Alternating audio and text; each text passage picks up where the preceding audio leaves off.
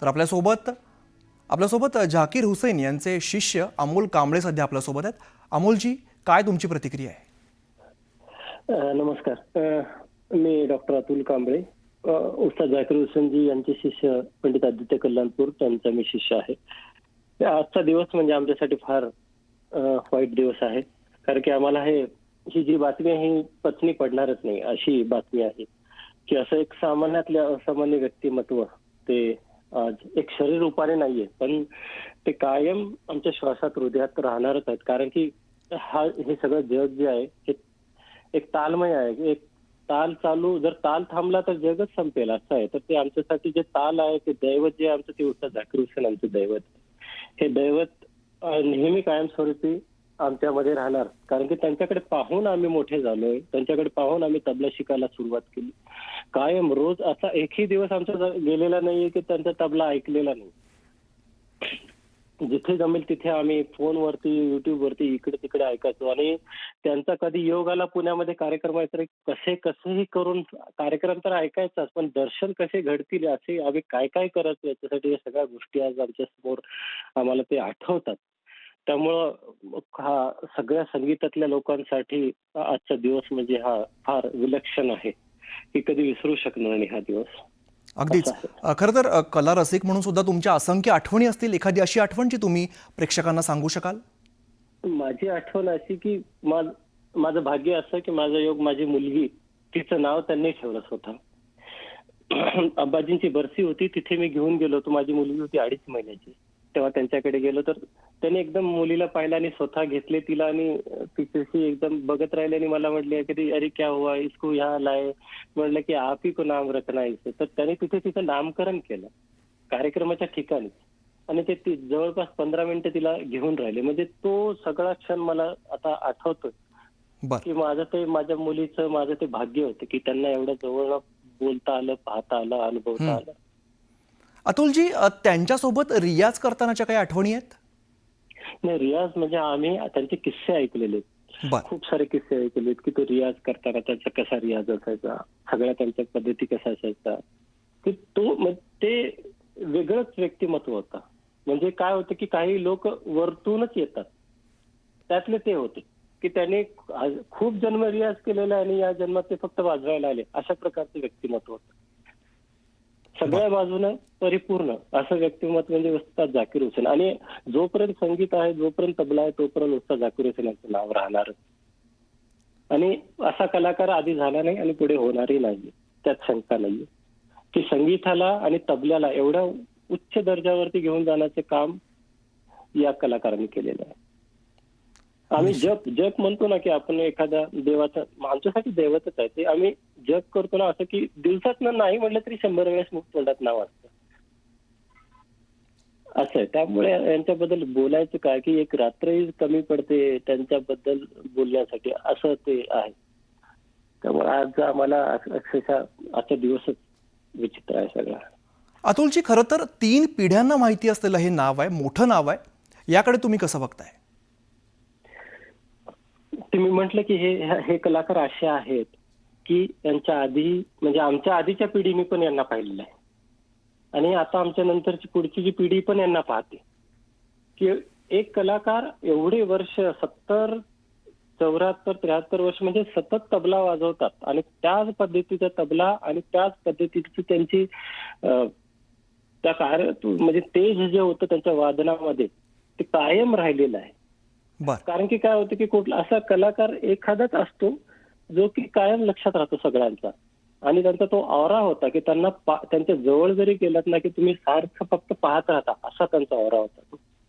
बर अतुलजी, खरं तर वा ताज ही जी जाहिरात आहे ती सुद्धा अख्ख्या जगामध्ये खरं तर प्रसिद्ध झालेली होती, त्याबद्दल काय सांगाल?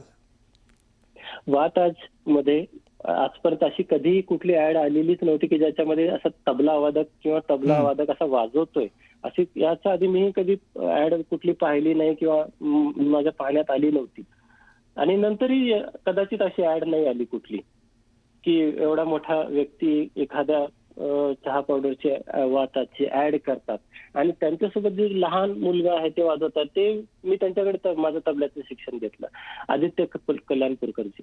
बर तर ती जी ऍड आहे त्यामुळे तबला सामान्य लोकांना पण कळायला लागला, म्हणजे माहिती झालं की अरे वा ताज असे तबला वाजवतात ते, असं सगळ्यांना ते कळायला लागलं, घराघरापर्यंत पोहोचला तो.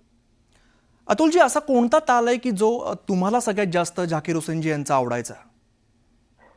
प्रत्येक तालच काय, त्यांनी फक्त 10 जरी वाजवला ना सर्वस्व मिळाला, असं आहे ते.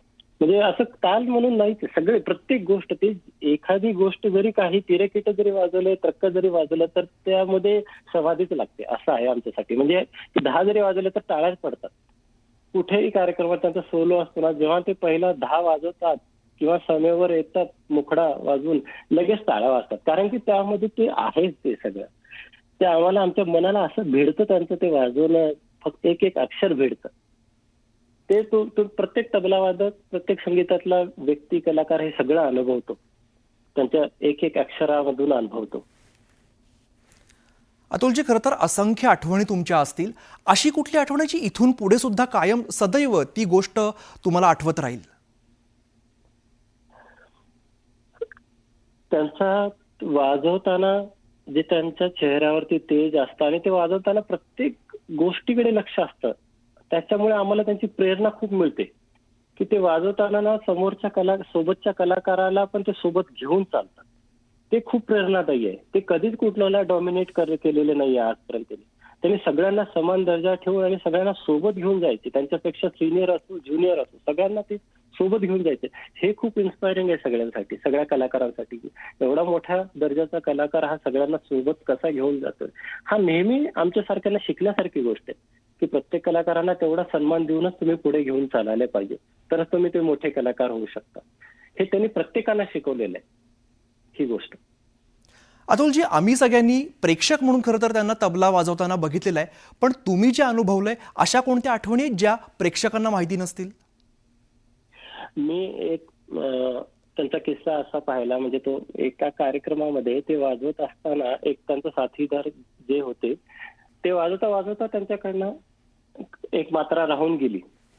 पण ती राहून गेली, पण ते वाजवताना त्यांनी काहीही ते दर्शवलं नाही आणि ते वाजवत राहिले आणि ते असं काय त्यांनी ते वाजवून ते बरोबर समेवर आले. म्हणजे आम्हाला आश्चर्य वाटलं की ते आता ते येणार नाही किंवा त्यांनी एक मात्रा खाल्ली, पण ते त्यांनी असं काय ते केलं ना चमत्कार म्हटल्यासारखं, की याचा अर्थ असा की ते काही जरी झालं तरी त्या वेळेला कशा पद्धतीनं सगळं सावरायला पाहिजे गोष्टी, आणि तुम्ही कुठलाही त्याच्यावरती प्रभाव न जाणवू देता की माझं ते कुठेतरी यांचं साथीदारांचं चुकलेलं आहे कुठं, हे न जाणव देता प्रेक्षकाने तिथेच टाळी वाजवायला पाहिजे.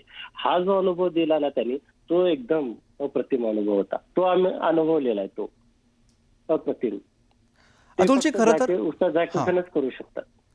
अतुलजी, खरं तर संगीत क्षेत्राचं नाही तर अखंड कला क्षेत्राचंच मोठं नुकसान झालंय असं म्हणता येईल.